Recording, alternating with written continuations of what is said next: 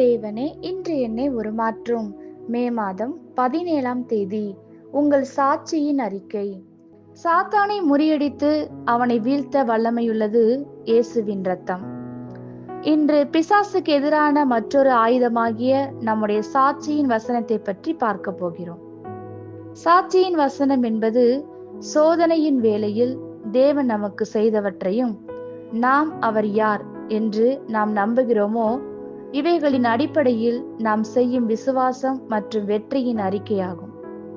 கிறிஸ்துவுக்குள் வெற்றியை அனுபவிக்க விரும்பும் யாவரும் தான் விசுவாசிக்கும் தேவன் இன்னார் என்று அறிந்து கொள்வது மிக முக்கியம். எல்ஷடாய், சர்வ வல்லவர் என்று தேவனே ஆபிரகாம் அறிந்ததினால் ஜெயம் பெற்றான். யோபின் வல்லமையுள்ள சாட்சியின் அறிக்கையை நாம் பார்க்கிறோம். தேவரீர் சகலத்தையும் செய்ய வல்லவர், நீர் செய்ய நினைத்தது ஒன்றும் தடைபடாது என்பதை அறிந்திருக்கிறேன். தாவீது அறிக்கை இது: நானோ ஜீவனுள்ளோர் தேசத்திலே கர்த்தருடைய நன்மையை காண்பேன் என்று விசுவாசியாதிருந்தால் கெட்டு போயிருப்பேன்.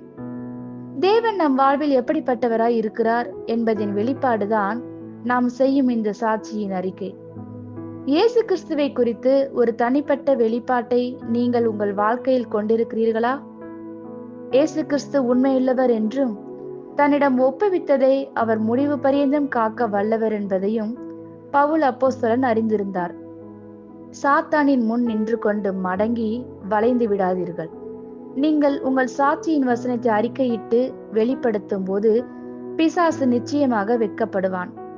அந்த விசுவாச வார்த்தை கிறிஸ்துவுக்குள் உங்கள் நிலையை அறிக்கையிடும். அந்த வார்த்தை அவனுடைய பட்சிக்கும் தொண்டையை கிழித்து அவன் இருதயத்தை ஊடுருவி செல்லும். இயேசுவின் நாமத்தினால் நீங்கள் முற்றிலும் ஜெயம் கொள்ளுகிறவர்களாக மாறுவீர்கள். ஆமென். இந்த வார்த்தைகளினால் நீங்கள் ஆசீர்வதிக்கப்பட்டீர்கள் என்று நாங்கள் நம்புகிறோம்.